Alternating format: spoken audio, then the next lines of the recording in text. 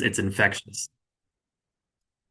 If another professor would just present a theorem and a brief proof, there's an equal chance from Professor Duchin that you'll get its history, where and when and why it came about, the context in which it was developed, what it's being used for right now within the last 2 years, and also, like half the time, some contribution or expansion to that exact theorem made by her or someone in her lab.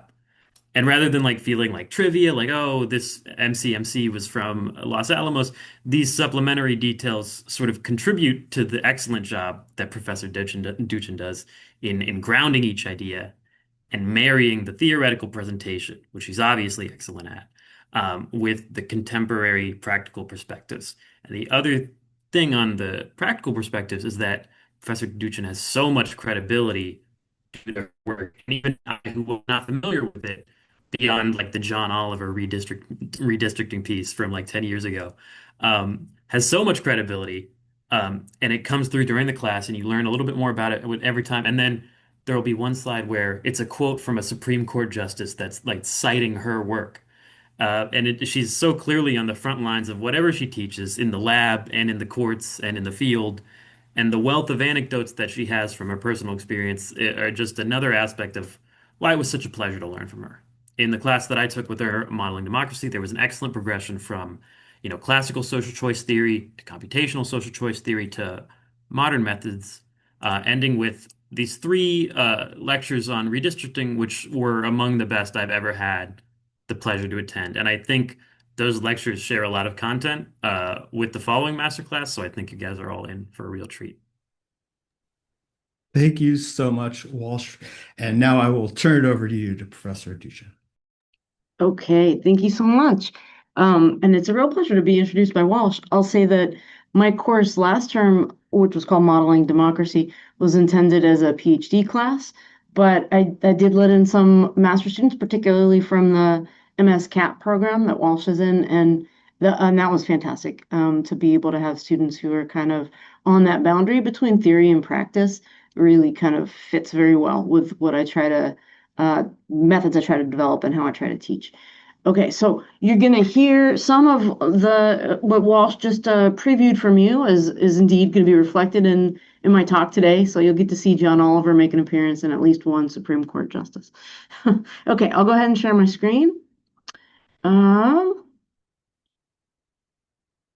okay, and okay, let's get started. And I can't see you anymore, but I'm very happy to take questions, and I'm going to try to stop early enough that we can move to like a discussion period. We'll see how that goes. But don't be shy if you, especially if you have a clarifying question, don't be shy to interrupt. Okay, so how and how not to write rules about gerrymandering. Okay, so let's start with the setting. What is redistricting? Well, in this country, we like to draw districts for our elections. And we draw districts for a lot of other things too. We draw districts for ambulances and schools and so on, right? Many things are districted, even sometimes organ donation. But I'm particularly interested in the kind that we draw for elections. So this is a map of the 432 congressional districts in the lower 48, so it leaves out Alaska and Hawaii. As of mid 2019, and I have to tell you, not only the year, but even the month to know what the districts look like, because even though they're conventionally redrawn just at the beginning of the decade, court cases are active all decade long, and this map changed the next month when one of the North Carolina redistricting cases finally landed. Okay, so these kinds of districts take states, divide them up into about 750,000 people, chunks that are going to conduct an election for Congress. Whoever gets the most votes in one of these districts will win. And so the concern is that the control of the lines when you're drawing these districts might skew outcomes. And so I'll say that there's a couple features that make the U.S. unusual. One is that the control of the lines largely rests with elected officials. Not in every state, but in most states, elected officials call the shots, including drawing districts for their own reelection. And according to court cases from the 1960s, ever since then, they have to be redrawn at regular intervals every time there's a new census. So since the new census comes out in the year ending in 0, like the last one was conducted in 2020, it actually takes a little while for the data to come out. That means that that's why conventionally districts are drawn at the beginning of the decade. Some of that is in flux right now, and we'll talk about that as we go. Okay, so let's start with redistricting 101. What are the basic principles? So every 10 years, there's a census. Then we reapportion the 435 House seats to the states according to population. That much is actually mandated in the Constitution. That's actually in Article 1. It mandates that there be a census in order to apportion representation. That's what the census is actually for. So, you might think our task is to divide Illinois up into districts. These days, Illinois has 17, but before the last census, it was 18 districts. So, and those districts are subject to equalizing population. They should be connected. The districts shouldn't be cut up into pieces.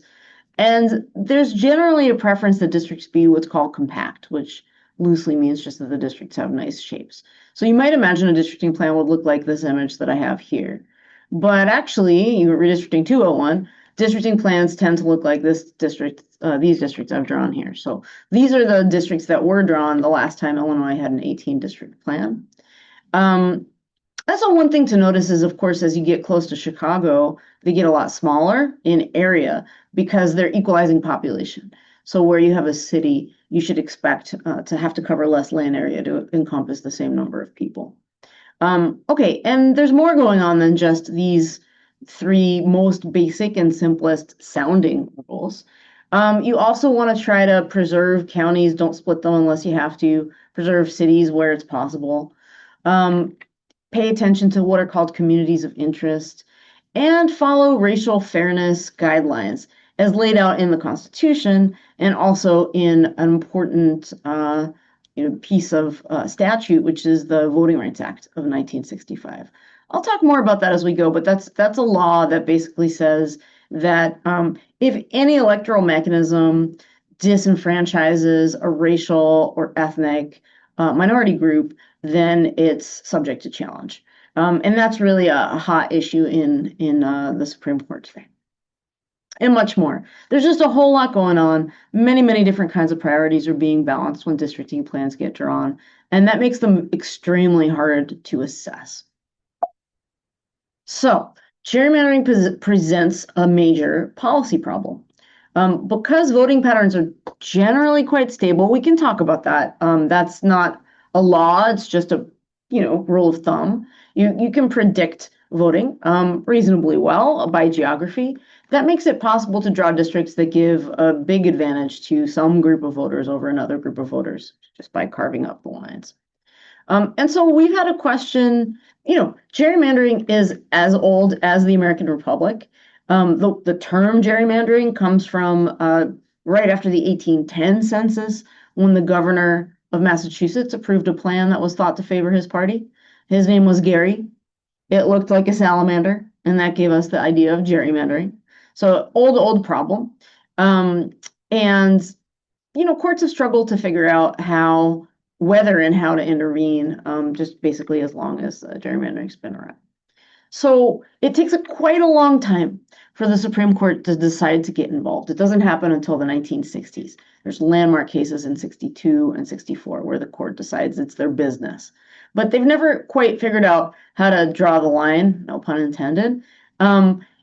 It's understood that politics is going to factor into a districting plan, and so the question is how much? How far can you go? How much advantage can you take from your authority to draw the lines? So after decades of trying to figure out how to adjudicate partisan gerrymandering, fairly recently, just 2019, the Supreme Court, called it quits. They said, you know what, this partisan gerrymandering problem, but in the language of the court, is no longer justiciable. That means it's outside the reach of the justice system of the courts. What the court said is that states need to find legislative solutions or other ways to manage. So That happened not so long ago, and now we're expecting something similar on the racial gerrymandering side in the near future. There's a Louisiana-based court case called Calais whose decision we're waiting for any minute that's expected to upend the way the Voting Rights Act gets used. And so that's going to create something of a Wild West situation for gerrymandering when it comes to federal courts. So this means that Congress and individual states are going to have to come up with their own policy solutions, and that's the problem that I want to talk about today. All right, so that sets the stage. We want policy to prevent really abusive gerrymanders, but there's a lot of problems with that. And one is just that even the diagnosis problem for gerrymandering is very hard. It's notoriously difficult even to figure out that you have a gerrymander, let alone to prescribe kind of a better or more fair plan. It's been quite hard for people to get their hands on what fair looks like when it comes to free and fair elections. So to see that, let's visit a really classic example. Here's the 4th District of Illinois. It looked roughly like this for several congressional cycles, for several census cycles. This is often called the earmuffs district, and you can sort of see why. It looks pretty like earmuffs on their side. And if you superimpose it on Chicago, where I'm sitting is just, Hyde Park is right here on this map, down at the lower right. And you see this kind of earmuff configuration. And if you know Chicago a little bit, you'll recognize that this this, lobe of the earmuffs encompasses the Pilsen neighborhood, which has a large large immigrant population. Up here is Humboldt Park, where there's even a Puerto Rican flag in the street to tell you that it's a heavily Puerto Rican neighborhood. And then they're connected by this really thin strip, in fact, that runs along a highway.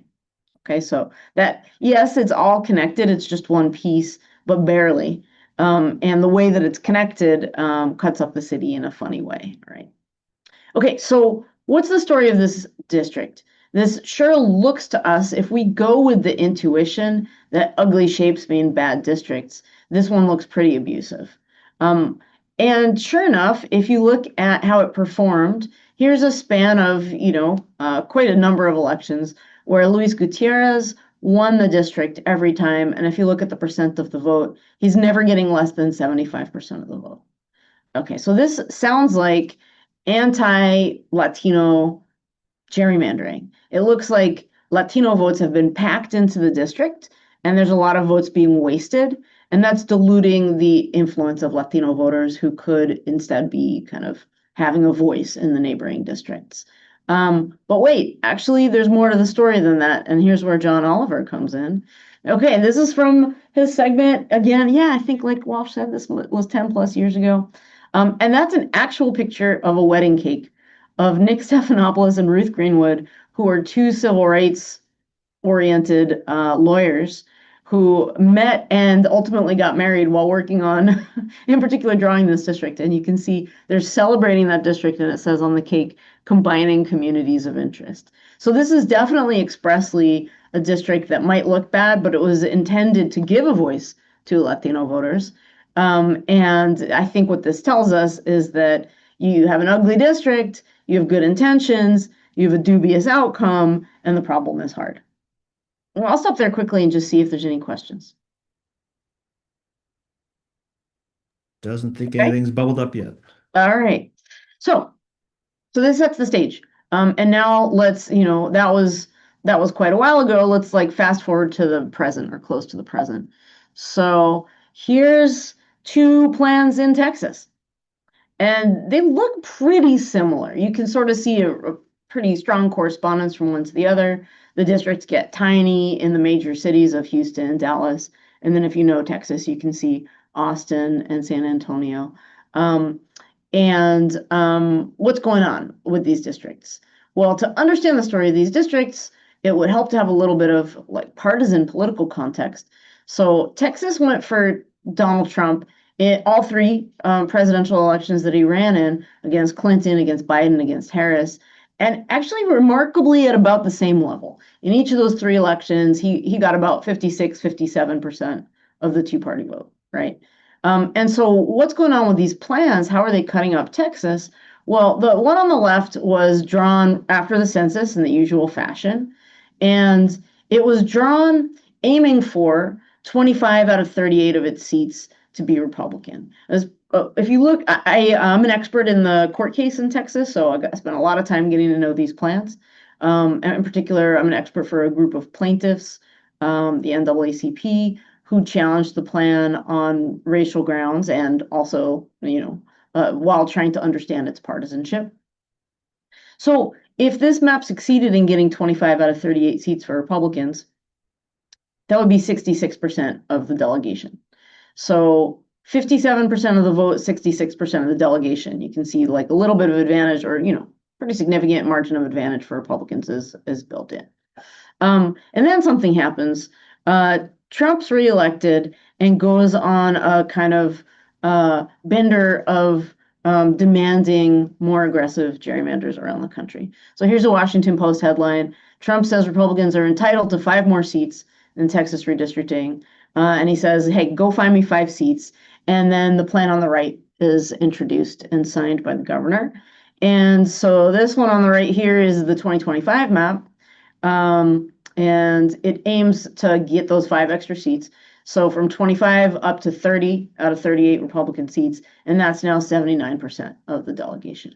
Okay, so this just shows you like we're in a climate of unprecedented mid-decade redistricting, when in particular there's a kind of arms race happening where Trump went out and said, get me more seats in a lot of states, and then Democrats like counter gerrymandered, right? So in California, some of you probably know, Democrats took the map back that had been drawn by their independent commission and redrew it to try to balance out these 5 seats. And we entered a kind of like escalating arms race around the country of gerrymandering and counter gerrymandering all over. And it's not done. Some of those cases are still active, and some places have yet to reveal their expected gerrymanders. So we're in the middle of a moment when it comes to redistricting. Okay, so if we look at this and we think about what is it that is unfair, what don't we like, a lot of people's intuition might be that it's the shapes. And looking at these 2 maps, you can see the one on the right even has better looking shapes than the one on the left. Like to the extent that the shapes changed, they got better, not worse. They got a little bit plumper and less erratic. But at the same time, the partisanship got even more pronounced. It went from a disproportion of 66 up to 79. That's really out of line with the vote. And for a lot of people who casually looking at the situation, that's where the unfairness lies, is that kind of seats is not proportional to the votes. Okay, so from there, let's pivot to this question. What is proportionality? This kind of intuitive idea that a lot of us have that the seats and the votes should follow each other. Okay, so let's look at some ideas about seats versus votes. So one question you could open with is, if a group, a party gets 50% of the votes, then do they deserve 50% of the seats? And I think most people would share the intuition, although I'd ask you guys to all think about it and see what you think. But I think most people share the intuition that, well, if you have a majority of the votes, you should get a majority of the seats. And so from that, it almost seems to follow that 50-50 should be a balance point. Half the votes should get half the seats. But then you should ask, well, how about the 57%, like that Republicans tend to get in Texas? Does 57% of the votes deserve 57% of the seats? If you like that, if that seems intuitive, then you like proportionality.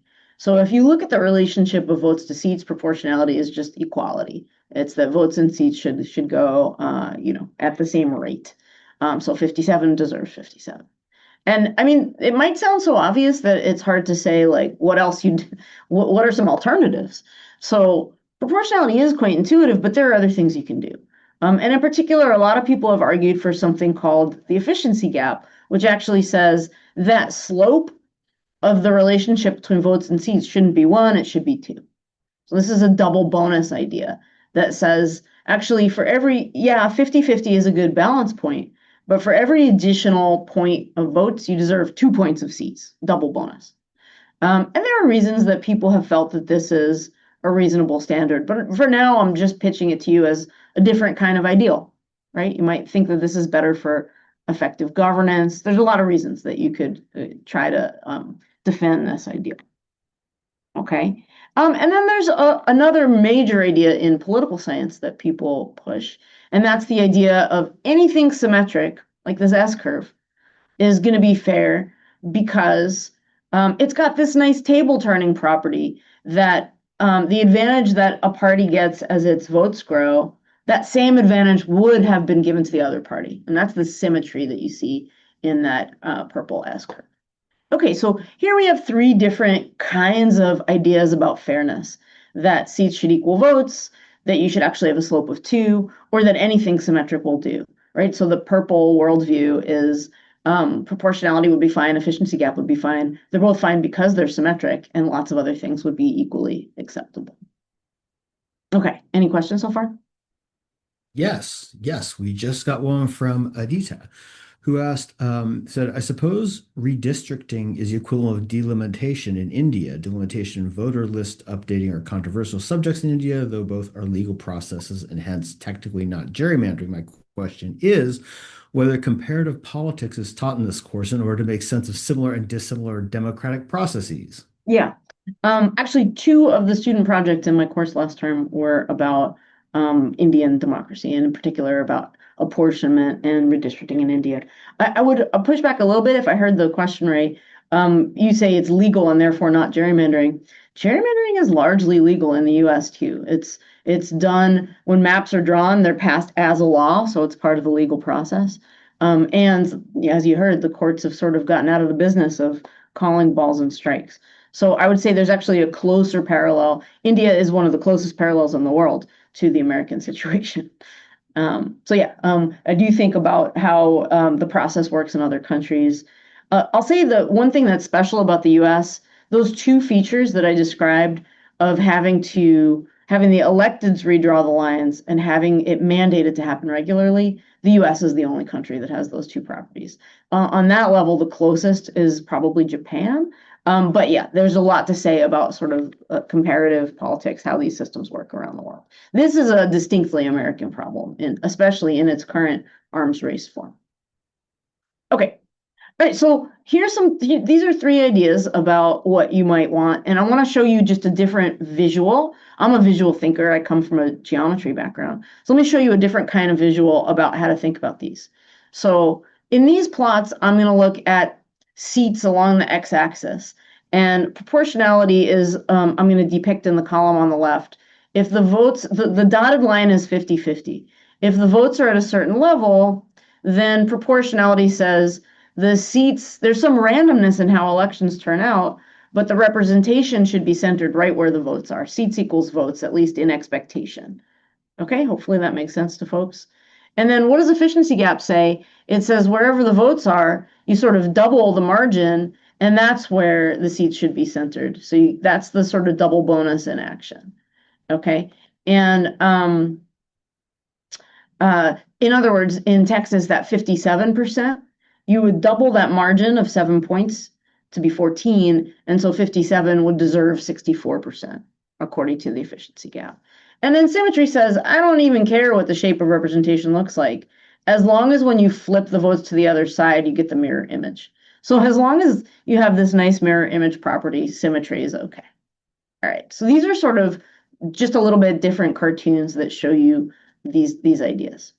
Okay, so I want to spend the next chunk of time thinking about whether these could be the basis for a new policy standard. Like, could we build policy around one of these ideals? So I'm going to focus on proportionality, and I'm going to ask the question, what if that were your goal in drawing districts? Can you do that? Can you create a kind of policy principle that says redistricting is still what we do? We don't need to change our system, but we need to change our goals. Okay, so this, I think, is the biggest research contribution that came out of my lab in the first 5 years that we worked on redistricting. So here's a picture of it. Oh, looks like somebody's drawing on the screen. Probably by accident.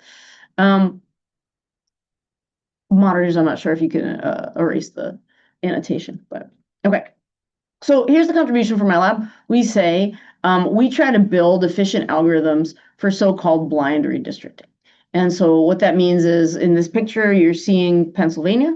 And what you're seeing happen is a districting plan, shown with the colors, is being mutated to alternative plans through a randomized process. And this is a kind of Markov chain. That's the mathematics behind it. which is something that I've been studying ever since my math dissertation. Okay, so what this lets us do is figure out what the official rules of redistricting tell us that we should be doing.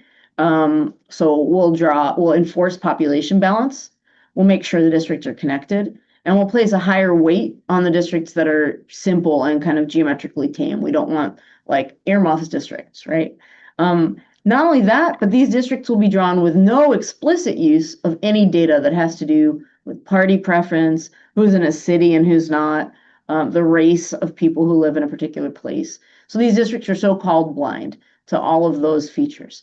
And I'm trying to be careful in the way I talk about that because I think we all understand that there are various kinds of proxies that creep into our data when we draw districts. So even though we're not explicitly using data on where a city is or who's of, what race, the things that we are taking into account, for instance, when we look at county lines, sometimes those were drawn in a city conscious or a race conscious way. So I'm not claiming that somehow we've been able to scrub all evidence of human life from the data that goes into these plans, but they don't make explicit use of those kinds of data.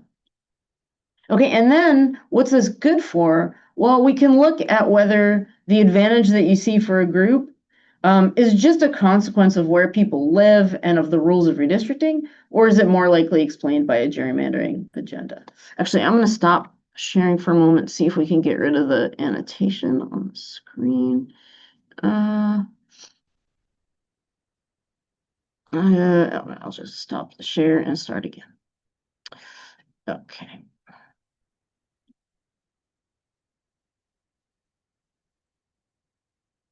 All right. So on the last slide, I showed you a method, an algorithmic method to draw a lot of random districts. And now I want to show you, here's a bunch of US states, and they have different kinds of politics. And I want to show you how the ability to make, like, say, 1,000,000 random neutral plans, neutral meaning not drawn with intent to have the advantage for some party or some race.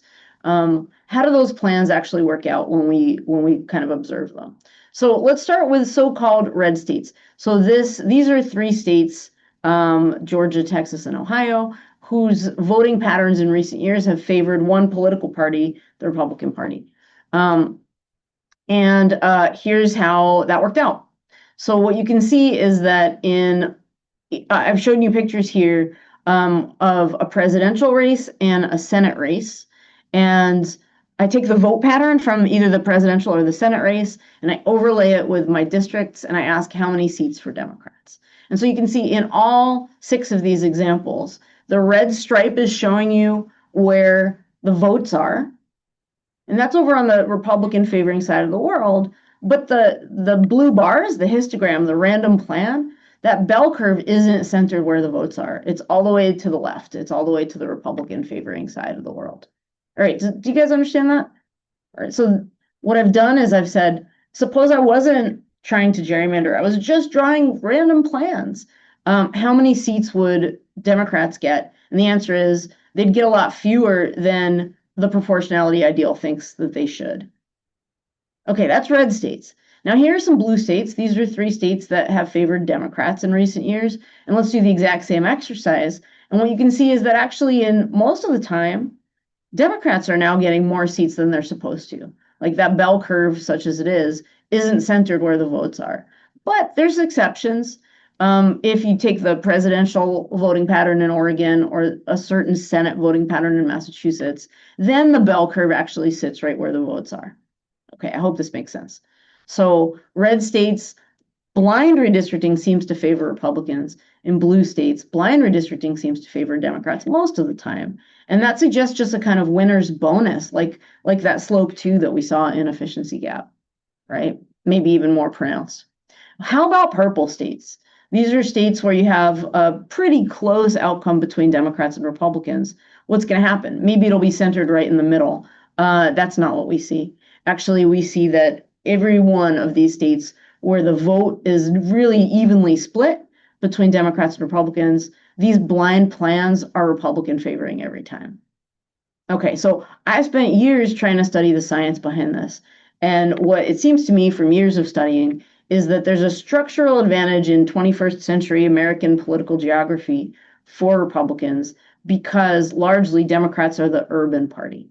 And for reasons that I'd love to get into if folks want to hear more about it, there's a lot of wasted votes for Democrats that occur under blind redistricting. Ironically, it's not so much that in the cities you waste a lot of votes. It's actually that there are more Democrats than you realize in the countryside in the US. And so there's a lot of wasted Democratic votes spread all over the rural areas in the US. And that gives a certain kind of structural advantage to Republicans. So the picture here is a complicated one. You have a kind of winner's bonus that comes with redistricting and an advantage for the rural party. And those two are kind of playing out in tandem in these results. Okay, I'll stop there for a second and ask any questions. Yes, have had a couple come in. Let me scroll through here real quickly. Sebastian said, maybe I have a stupid idea. I don't believe there are any stupid ideas. But in a densely populated area, have a symmetrical function for votes, seats that rewards unexpected results to avoid gerrymandering based on predictive power of vote forecasting heaviside function. Yeah. Yeah. So, I mean, I'm going to tour through some ideas that people have had for how to create a standard around this. But by and large, the more sophisticated a formula or kind of proposal is, first of all, the less likely it is to fly with a legislature or a court. Because when you're trying to enshrine something, for instance, into a state constitution, it has to last for quite a long time. So you have to come up with a durable principle that's not overfit to the politics of the moment. And you also have to come up with something easy to explain. I mean, John Roberts has said this again and again in Supreme Court arguments. He said, in his language, the rule has to be, you have to be able to communicate to the man on the street. And it needs to not overstep if you're going through the courts, it needs to not overstep what courts are for. So courts are for making sure that there's equal protection under the law, right? That's the per 14th Amendment. That's a constitutional role for the courts. They're for making sure, they're for identifying who is harmed, how they're harmed. Do they have standing to sue? Can we remedy the harm? You know, courts are for pretty particular things. If we're going to come up with something that's fairly complicated, we have to be sure it's doing the right thing, and that's what the rest of this talk is about. Okay, but well, I think you wrote your suggestion into chat, so I'll have a chance to look at it more closely later. Okay, let me move on for now, but again, I'm going to try to save time for open questions. All right, so one thing that is important is that sometimes proportionality isn't just challenging, it's actually impossible. So check out these two maps. Remember, two of the blue states from the previous slide were Maryland and Massachusetts. Maryland's here on the left, Massachusetts is here on the right. Amazingly, you're looking at two elections that were both just about 1/3 Republican. In Maryland, you can see red versus blue sorting. You can see that near Washington, D.C. and around Baltimore, you have big Democratic strongholds. The color scheme is blue for Democrats and red for Republicans. Whereas in the Eastern Shore and the more rural parts of Maryland, you see what looks like a whole lot of Republicans. So you see a lot of sorting. If you're a gerrymanderer trying to cut up Maryland, you've got a lot to work with. You can draw your reds and your blues into complicated shapes and sort of do what you want. On the other hand, look at Massachusetts. There's a third Republicans in that map, but they're totally invisible. Why are they so hard to find? Because Massachusetts is the state in the entire country that has the most uniform political geography. There's like the joke I like to tell is that the state is 1/3 Republican, and every county is 1/3 Republican, and every town and every precinct and probably every household, right? And if you have 1/3 Republicans on every scale, but you're trying to draw a district with a majority of Republicans, you're doomed to fail. You're never going to be able to do it, right? And so remember in Maryland from the previous slide, we saw that it was possible out of 8 seats to get 6 or 7. Those were the most likely outcomes for Democrats. But in Massachusetts, they always got all the seats. And that's because of the geography. And that's not something you can see if you're just looking at kind of a seats versus votes plot. You can't see the geography, right? And so actually I wrote a paper about this with a bunch of students. This was published in the Election Law Journal back in 2019. And what we pointed out was that the geography actually created a Republican lockout situation in Massachusetts, where in certain elections, not all, but in certain elections in Massachusetts, you literally cannot draw. It can't be done. As long as you don't split precincts, you can't draw a Republican district.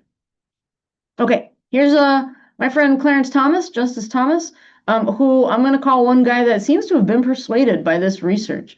And so here he is. This is a footnote in an Alabama redistricting decision in which he says he's like scolding his colleagues on the court by saying that to think that a minor change from one census to another would have changed Dr. Duchin's results would be to entirely miss her point that proportional representation for any minority, unless achieved by design, is a statistical anomaly in almost all single-member districting systems. Okay, so I was pretty floored by this. He's correctly kind of taking this body of research and pulling out the main point, which is that in redistricting, we might be kind of tempted or seduced into the idea that as long as no one's trying to gerrymander, we'll get proportional outcomes. But actually, all that research I was showing you, that's the tip of an iceberg that says proportionality doesn't come for free. Just because you're not trying to gerrymander doesn't mean you're going to get to proportionality kind of automatically. It's not kind of the state of nature. Okay, so let's talk about, here I called it bad fixes, but let's just take a second to talk about what goes wrong when you might try to create rules around redistricting. So one thing that can happen, one fix that people often think of is just ban ugly districts. But that's not actually going to solve our problem. You can make a massive gerrymander with pretty looking districts, like in the Texas example that I showed you before. So district shapes might be a tip off that somebody's trying to do something, but just kind of ruling out the worst looking districts doesn't fix the problem. Okay, so fix number 2, pick the best omnibus score of unfairness and threshold it. Like, so maybe the suggestion that I'm going to look at later in the chat is some score of unfairness. And by omnibus, I mean it's taking all the different factors and turning them into a single score so that you can actually impose a threshold. For example, one of the symmetry scores people like is called the mean median gap. You take all the vote shares across the districts and you look at how different the mean is from the median. And, take a mean median gap of less than 0.08 or 0.03, so take a score and take a threshold. Okay, but this has been a problem. Which election should you use, right? One of the reasons on this slide, I took the trouble to show you both what would happen under a presidential voting pattern and a Senate voting pattern, is to kind of emphasize to you that scores need election data. You have to input a pattern of how people vote in order for a score to tell you how the representation will turn out. So this might sound like a minor problem, but it's actually kind of a major problem in my view. Which election is the right one to tell you something about like people's baseline preferences? And can that election be cherry picked? If someone wants to kind of get around a rule, could they just pick an election that makes them look good? How about a score? Should we use one score for the whole country? Can the scores be gamed? And then finally, like, what about Massachusetts? What if you're in a state where you actually can't get to whatever ideal you're trying to uphold? So this kind of threshold to score approach has also been challenging. And then finally, people have looked for a procedural fix, like just take the control away from the elected officials and maybe form an independent commission. And while I think independent commissions are fantastic, I'm a big supporter of independent commissions. At the same time, even a well-meaning commission full of impartial people trying to do the right thing needs guidance on goals and on guardrails. Like the design space for districting is just too big to only think that good faith alone is enough to do a good job. And not only that, we've seen that even with good goals, those goals might be hard to hit. And so actually, if we have time later and if folks are interested, I can tell you stories of well-meaning rules that just went off the rails. So in Missouri, voters approved a redistricting reform that accidentally, in the name of trying to make partisan fairness, wrote a rule that they just hadn't thought about hard enough and that actually would have banned competitive districts, which is, I think, obviously not their intent. It's just that it's hard to write a good rule.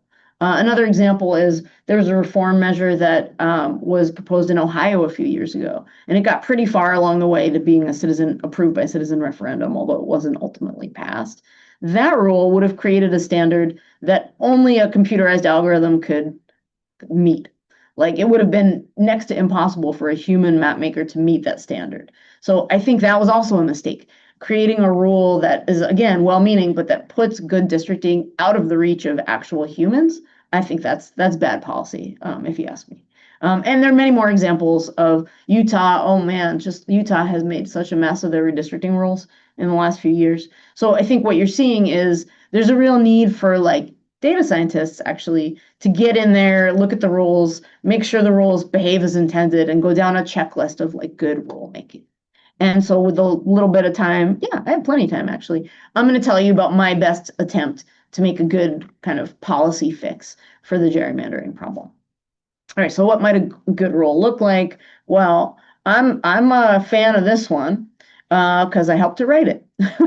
So this is my best attempt to write a good rule for this, and it made its way into a bill.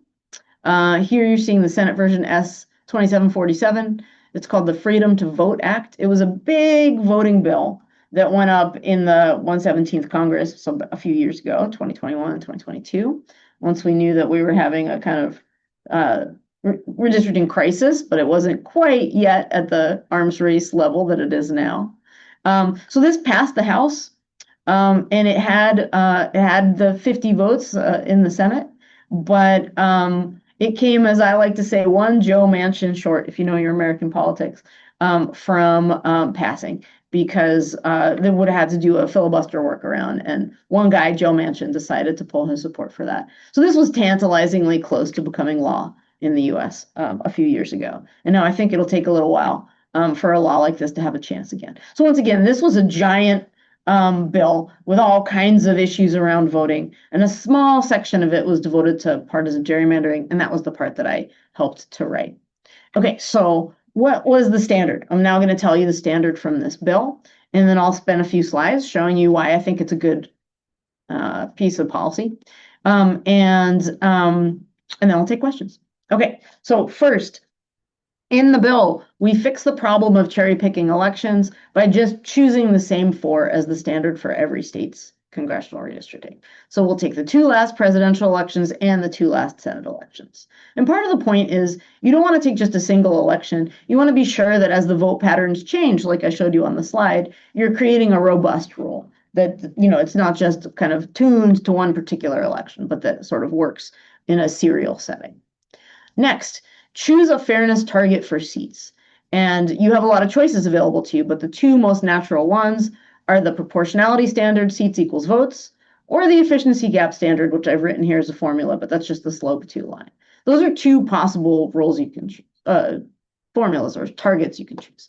One thing I want you to note is, what about those symmetry standards that say, oh, I don't care how many seats you get as long as the other side would have gotten blah, blah, blah. That's actually off limits for this rule, for this law. So specifically in this proposed law, you need any kind of partisan fairness ideal that sets a target for seats. And the symmetry standard doesn't do that. Does that make sense? You need to know how you want it to convert votes to seats. And so since the partisan symmetry standard relies on this counterfactual about turning the tables, it doesn't fit into this rubric.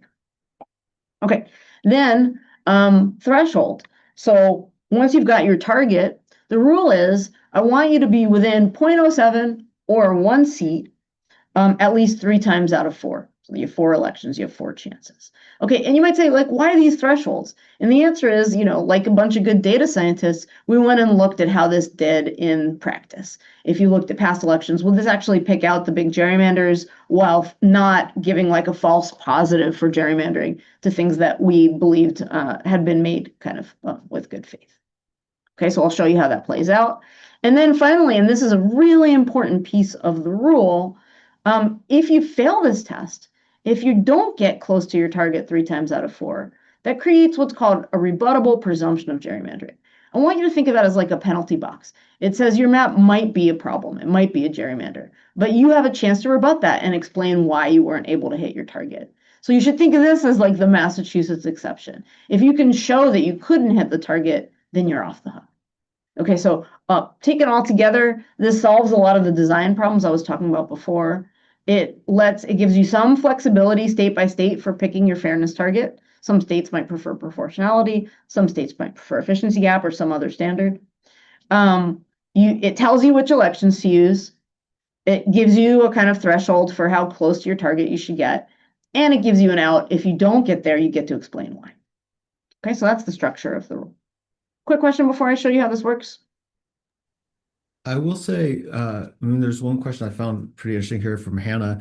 She said, it seems like addressing gerrymandering ultimately requires those in power to give up some degree of control. In Mm. your experience, what data-driven or empirical arguments have been most effective in persuading elected officials to support fair redistricting models? Oh, there's only one thing that makes elected officials want to support redistricting reform, and that's the worry that the other side will, the pendulum will swing. That's really it. If one side thinks they're going to have control for the foreseeable future, I've just really never seen a case where they give up that control. But as long as you're in a situation where it looks like the shoe might be on the other foot, that's when people will come to the table and talk about reform. And I think with the kind of nuclear arms race that's going on right now around redistricting, it's actually a really good time to try to get both sides together in the near future. But yeah, okay, let's come back to that in the question. Anything that's more local to the slide that anyone wants to ask about before I show you how this works? Okay, so let's see how this works in practice. So I'm going to start, and what I'm doing here is walking you through a paper that I wrote on this with a student. And I'll show you some of what we said about why this test should be considered reasonable. Okay, so here I'm showing you North Carolina, and this is a table that shows you the targets for the proportionality standard, for the efficiency gap, and then a third thing I called ensemble mean, which is just what if you did the blind redistricting and you just took the average representation from a neutral map, so a random map. Okay, and just showing you in North Carolina, here are some elections, governor, Senate, governor, and so on. And just showing you that the different targets matter. If you choose proportionality, for instance, in that governor's race, that's the first column, you'd be shooting for 6.3 seats, efficiency gap for 6 seats for Democrats, for Republicans in this case. And the ensemble mean is just 4.3. But then by the time you get up to the third column, the proportionality 7.3, efficiency gap 8.1, but the average of a blind collection of maps is all the way up at 10.3. So the targets can be very different. You have to think about what your goals are. And again, most people would like proportionality, but I'm showing you some different options here. Okay, next thing to say is the legislature made a map in 2012 and made another one in 2016. And if you thought they were trying to get 10 seats for Republicans, you'd be right. So across really like almost all of the elections, there's a 10-seat outcome. This was a map. At the time, there were 13 districts in North Carolina. This was drawn to be a 10-3 map by Republicans. Okay. And then on the other hand, if you looked at this was a bipartisan panel of retired judges, made the map in green that I'm highlighting in green. And 538, the data and politics website that had its heyday, a few years back, put out a project where they proposed a proportional map, and that's what you're seeing in purple. And you can see that proportional map gets pretty close to the proportionality target. Okay, so just to say, targets can be very different, and the maps behave very differently. So here's a visual to show you that.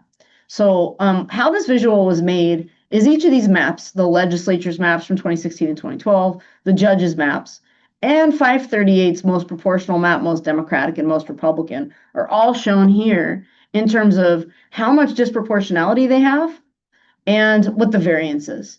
So if you're at the bottom middle of this map, you have very consistently low disproportionality. So that's the target. And then I've done one of my algorithmic ensembles, making 1 million random maps, and that's what you see in gray is all the random maps. So they make this interesting teardrop shape, and they lean towards the Republican favoring side. And we've already gone over that. The political geography of most American states is kind of tilted towards Republicans, and you can see that in the teardrop. However, even from the random maps, it's possible to get close to the bottom center. And that's not only random maps, but even the human map maker behind the 538 project was able to get just about there. Okay, any questions about this slide? All right, so I'm just going to spend a couple more slides showing you how this freedom to vote test works in a case like this, and then we'll pivot to discussion. Okay, so first thing to say, you know how I warned you that in Ohio, reformers accidentally made a rule that was hard to pass except with a computer. So the first thing I want to show you is that computers can pass this test in most states. And then I'll talk about whether humans can pass the test. But first, computers. So if we just make blind random plans, not optimized, just random plans, and then we ask, these pie charts ask, do you pass the test? There's 4 elections in 0, 1, 2, 3, or 4 of the elections. What you can see is that in almost every state, the 3 or 4, which is what it takes to pass the test, takes up at least 10% of random plans. So even if you were just drawing at random, it wouldn't take very long before you found a map that passes the test. And of course, the exception is like sad Massachusetts with its 100% zero score, because Massachusetts just has a geography that makes it impossible. Okay, hopefully this is clear. So this says computers can pass the test. And let's actually look at how that works out. So this is maps that were labeled by courts as gerrymanders. So I have some kind of ground truth telling me that these are real gerrymanders, plus Massachusetts, which nobody thinks is gerrymandered, but I threw it in just to make the point. All the court-labeled gerrymanders all fail the initial screen proposed by the test, and so does Massachusetts. However, there's also maps made by people and random maps, and you can see it's not so hard to pass this test with either human-made maps or random maps in various states. There are good government alternatives that pass the screen everywhere but Massachusetts, so only Massachusetts has a strong case to rebut the presumption of gerrymandering. Okay, hopefully this is clear. So this says the test can be passed.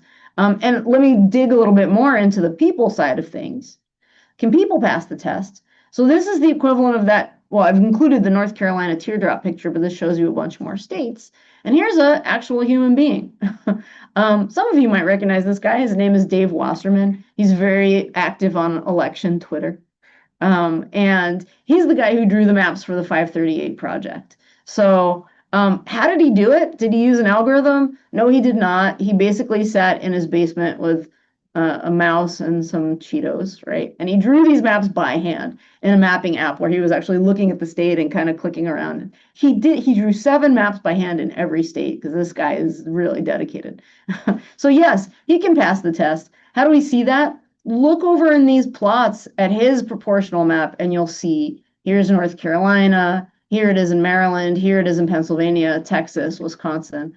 And even in Massachusetts, where it's very hard to get down to that bottom middle portion, he's gotten just about as close as you can and closer than any of the random maps did.